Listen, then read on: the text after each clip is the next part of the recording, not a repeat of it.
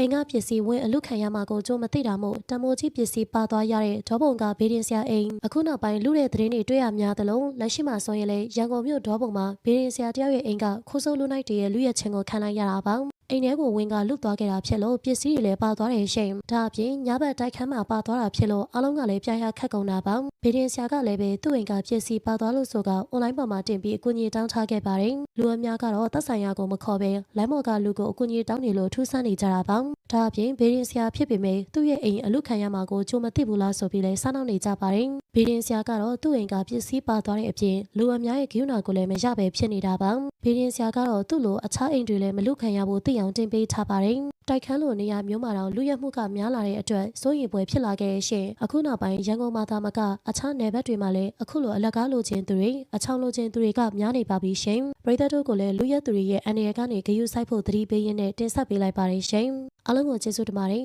နေ့ရက်တိုင်းအတွက်ပျော်ရွှင်ပါစေ